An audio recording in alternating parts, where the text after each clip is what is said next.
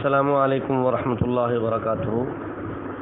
قربانی کے حوالے سے ایک مسئلہ آیا ہے سامنے کہ قربانی میں کون کون سے جانور کی قربانی درست ہے۔ تو اس سلسلے میں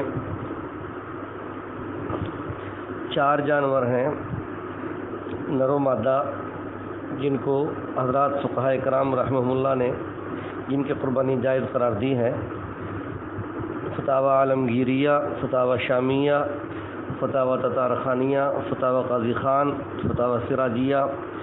اور تمام فقہائے کرام نے جن جانوروں کا ذکر کیا ہے ان میں اونٹ نر و مادہ 5 سال کا ہو، 5 سال سے کم کا نہ ہو، اور گائے نر و مادہ، نر ہو یا مادہ 2 سال سے کم نہ ہو، 2 سال کی ہو یا 2 سال سے زائد کی ہو۔ یہی حکم ہے بھینس کا۔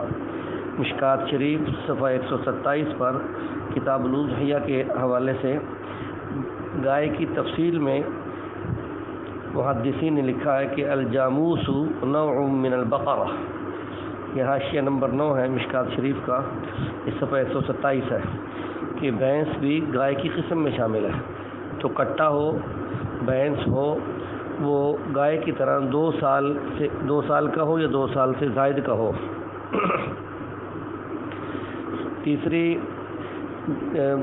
چیز ہے بیڑ، چھترا، دمبا، وہ 1 سال کا ہو بہت بہتر ہے، ورنہ 6 ماہ کا بھی اگر فربہ ہو، سال والوں کے اندر چھوڑا جائے برابر لگتا ہو تو وہ بھی لگ جائے گا، جائز ہے۔ بکرے میں 1 سال کا ہونا شرط ہے، اگر 1 سال سے 1 دن بھی کم ہوا تو جائز نہیں ہوگا۔ اس لیے پچھلے سال عید کے پہلے دن جو بکرا پیدا ہوا تھا یا بکری پیدا ہوئی تھی تو وہ عید کے دوسرے دن اس سال قربانی میں لگ جائے گا۔ چاند کے حساب سے سال کا پورا ہونا ضروری ہے۔ باقی بات ساتھی کہتے ہیں کہ جانور کے اندر دھندہ ہونا ضروری ہے، تو دھندہ ہونا ضروری نہیں ہے، اس پہ سب حضرات نے اس کی تردید کی ہے۔ پہلے تو ذہن میں یہ رکھیں کہ حضرات فقہائے کرام رحمہم اللہ جو ہیں ان کا فہم ہمارے لیے حجت ہے۔ حضرات فقہائے کرام نے اس سلسلے میں جو تحقیق فرمائی وہ یہی ہے کہ ان سب نے عمروں کا ذکر کیا ہے، جو میں نے ابھی ذکر کی ہیں۔ یہی مشکات شریف صفحہ 127 پر محدثین نے بھی حاشیہ میں لا تذبحوا الا مسنہ، پیغمبر دو عالم صلی اللہ علیہ وسلم کی حدیث ہے کہ نہ ذبح کرو تم قربانی میں مگر عمر والا جانور۔ تو عمر کے حساب سے یہاں پر انہوں نے صاحب ان کی اقسام لکھی ہیں اور عمریں ذکر کی ہیں۔ اونٹ 5 سال سے کم کا نہ ہو، گائے بھینس 2 سال سے کم کی نہ ہو، بکرا 1 سال سے کم نہ ہو، اور بھیڑ دمبا چھترا 6 ماہ کا بھی لگ جائے گا اگر فربہ ہو۔ تو یہ صورتحال ہے، عمریں ذکر کی ہیں۔ علامہ ابن کثیر نے سورۃ الحج کی تفسیر میں رکوع نمبر 4 میں عمریں ذکر کی، رکوع نمبر 4 میں، اور فتاوی نظیریہ اہل حدیث حضرات کا بڑا معتبر فتاوی ہے، جلد نمبر 3 میں عمریں ذکر کی ہیں۔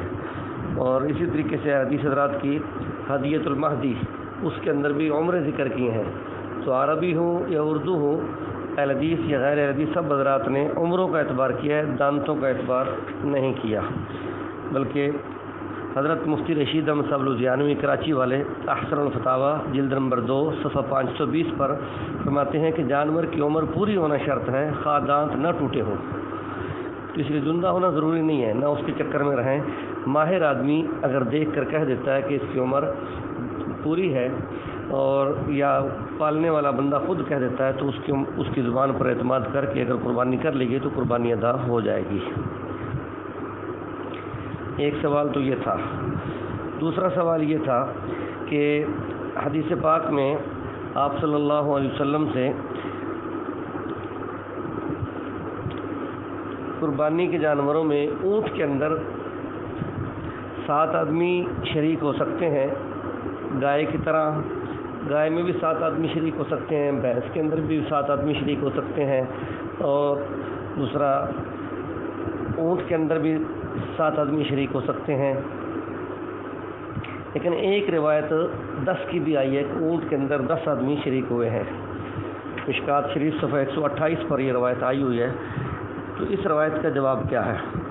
تو حضرات محدثین نے اس کے بارے میں یہی بیان فرمایا کہ آپ صلی اللہ علیہ وسلم نے یہ بیان فرمایا کہ البقرۃ عن 7 والجزور عن 7، کہ گائے بھی 7 کی طرف سے کافی ہے اور اونٹ بھی 7 کی طرف سے کافی ہے۔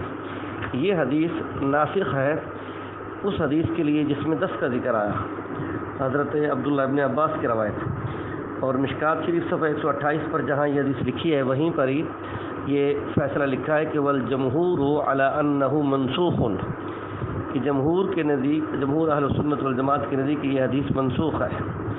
ذکرہ الشیخ المحدث الدہلوی، شاہ عبدالحق محدث دہلوی رحمۃ اللہ علیہ نے اشیاء اللمعات اور لمعات التنقیح دونوں شروع میں اس کا ذکر فرمایا، اور امام ترمذی رحمۃ اللہ علیہ نے ترمذی شریف میں اس کا ذکر فرمایا، اور بعض حضرات نے 10 والی جو روایت ہے اس کو مال غنیمت کے اونٹ کے ساتھ اس کا تعلق جوڑا ہے، جو قربانی میں نہیں ہے لیکن مال غنیمت والی اونٹ کے اندر 10 آدمی بھی 100 بھی شریک ہو سکتے ہیں۔ تو خیر اب 7 کا فیصلہ ہے، 7 سے کم ہر جانور میں دوسرا شریک ہو سکتے ہیں، 7 سے زیادہ نہیں شریک ہو سکتے۔ بڑا جانور 1 آدمی بھی کر سکتا ہے، 2 بھی مل کر کر سکتے ہیں، 3 بھی مل کر کر سکتے ہیں، 4 بھی مل کر کر سکتے ہیں، 5 بھی، 6 بھی، 7 بھی۔ 2 آدمی 3.5 حصے آ جائیں گے، ان کا واجبی حصہ وہ کٹوتی نہیں ہو رہا، نفلی حصہ کٹوتی ہو رہا، اور وہ بھی تبعاً ہو رہا ہے، تابع ہو کے اصل کے، تو اس لیے وہ اس کا کٹوتی ہونا جائز ہے۔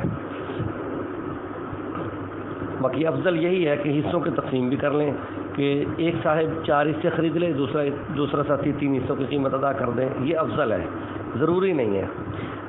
اسی طریقے سے 4 آدمی ہیں تو 4 حصوں میں اس کو تقسیم کر لیں، تو ہر آدمی کے حصے سے اس کو زائد ہی گوشت آ رہا ہے، کم نہیں آ رہا، 7 میں سے کم کسی کا حصہ نہیں ہے، اضافی حصہ ہے۔ جو اضافی حصہ کٹوتی ہو رہا ہے وہ تبعاً ہو رہا ہے اصل کے تابع ہو کے، اس لیے وہ جائز ہے۔ مولانا محمد یوسف الجانوی شہید رحمۃ اللہ علیہ سے اس سلسلے میں ایک صاحب ہوا، اور انہوں نے آپ کے مسائل اور ان کے حل میں یہ مسئلہ لکھ دیا کہ 7 سے کم جب آدمی ہوں گے تو اس میں حصوں کے ترتیب کے ساتھ خریداری ضروری ہے۔ تو اس مسئلے کو جمہور علماء اہل سنت نے اس کو قبول نہیں کیا، اس لیے اس پر فتویٰ بھی نہیں ہے۔ فتویٰ اسی بات پر ہی ہے کہ افضل ہے کہ حصوں کی تقسیم کے مطابق قیمت ادا کی جائے، کامل حصہ ہو، حصے میں نفلی میں کٹوتی نہ ہو، لیکن اگر دوسرا ایسا نہیں کرتے تو تب بھی جائز ہے۔ اس لیے 2 آدمی 3.5، 4 آدمی، 5 آدمی وہ برابر 5 حصوں میں تقسیم کرنا چاہیں تو کر سکتے ہیں۔ اسی طریقے سے ایک صاحب نے مسئلہ پوچھا ہے کہ وہ جانور جس کی پیدائشی دم نہ ہو، جس کے پیدائشی کان نہ ہو، تو کیا ایسا جانور قربانی کے لیے جائز ہے؟ تو حضرات فقہاء کرام نے اس کو رد کیا ہے، فتاوی شامی کے اندر بھی ہے کہ پیدائشی جس کی دم نہ ہو اور پیدائشی جس کے کان نہ ہو اس کی قربانی درست نہیں ہے۔ اور اسی طریقے سے اندھا جانور جس کو دونوں آنکھوں سے نظر نہیں آتا اس کی قربانی بھی درست نہیں ہے۔ اور اسی طریقے سے کانا جانور جس کی ایک آنکھ سے بالکل نظر نہیں آتا اس کی قربانی بھی درست نہیں ہے، لیکن بھینگا جانور اس کی قربانی کو درست قرار دیا ہے۔ فتاوی عالمگیریہ جلد نمبر 5 صفحہ 298، شامی جلد نمبر 5 صفحہ 284۔ یہ بھینگا جانور اس کو کہتے ہیں جس کی ایک آنکھ سے تو نظر ٹھیک آتا ہے، دوسری آنکھ سے بھی نظر آتا ہے لیکن وہ دیکھنے کا سٹائل اور ہے، تو بھینگے کی قربانی جائز ہے۔ ہاں، ناک کٹے ہوئے جانور کی قربانی درست نہیں ہے۔ فتاوی عالمگیریہ جلد نمبر 5 صفحہ 298۔ اور وہ جانور ایک صاحب نے تھن کے حوالے سے پوچھا ہے کہ اگر بکری کا ایک تھن خراب ہو گیا تو اس کی قربانی جائز ہے یا نہیں؟ تو اس میں اصول ذہن میں رکھ لیں، چھوٹا جانور جس کے 2 تھن ہوتے ہیں ان میں سے اگر ایک خراب ہو گیا تو اس کی قربانی جائز نہیں ہے۔ خرابی کا بھی مطلب یہ ہے کہ خرابی بھی بیماری کی وجہ سے ہو، اگر موسمی اثرات کی وجہ سے دودھ خشک ہو گیا تو پھر جائز لگ جائے گا۔ اور بڑا جانور جو ہے اس کے 4 تھن ہوتے ہیں، اس کے 2 تھن خراب ہونا ضروری ہے۔ اگر 2 تھن خراب ہوئے تو پھر وہ قربانی پر نہیں لگے گا۔ اگر اس کے 4 تھن میں سے 1 تھن خراب ہو گیا، کٹ گیا، یا وہ دودھ بیماری کی وجہ سے دودھ نہیں دے رہا، تو باقی 3 سے آ رہا ہے، تو یہ اس کی قربانی لگ جائے گی۔ اللہ عمل کی توفیق عطا فرمائے۔ السلام علیکم ورحمۃ اللہ۔